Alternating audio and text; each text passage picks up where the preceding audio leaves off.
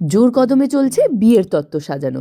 দিনটা ছিল সরস্বতী পুজোর পরের দিন। ঋতিকা তো আমাদের বাড়ি এসছিল, তাই সেদিনই ভাবলাম আমরা দুজন মিলে তত্ত্ব সাজানোটা স্টার্ট করে দিই। সত্যি বলতে এখন কাজের জন্য সবাই সবার লাইফে এত ব্যস্ত, মানে দিশা আর পৌলমী ওদের সবাইকে তো আমি আগে পাই, তাই ঋতিকা একটু টাইম বার করে এসছিল, তাই দুজন মিলেই তত্ত্বটা সাজানো স্টার্ট করে দিয়েছিলাম। আমি চেয়েছিলাম আমি যাওয়ার আগেই তত্ত্ব সাজানোর সমস্ত কাজ যেন আমি কমপ্লিট করে দিয়ে যেতে পারি, আর একটু মনের মতো সাজিয়ে দিয়েও যেতে পারি। তবে সত্যি বলতে এই তত্ত্বের ডেকোরেশন এর পেছনে আমি খুব বেশি টাকা ওয়েস্ট করিনি, কারণ আমার মনে হয় একটা টাইমের পর এগুলো ছিঁড়েই ফেলে দেওয়া হয়, তাই সিম্পল অ্যান্ড সোবার রাখার চেষ্টা করেছি। আর ঋতিকাও আমাকে আইডিয়া দিয়েছিল সিম্পল অ্যান্ড সোবারভাবেই সবটা গোছানোর, সেই মতো আমরা সব কাজটা করেছি। তবে একদিনে তো কমপ্লিট করা পসিবল হয়নি, এটা ছিল সেকেন্ড ডে, যেদিন আমি বসে বসে বাকি যে সমস্ত কাজগুলো ছিল সেই সমস্ত কাজগুলো কমপ্লিট করে নিয়েছি। আর this is the final look.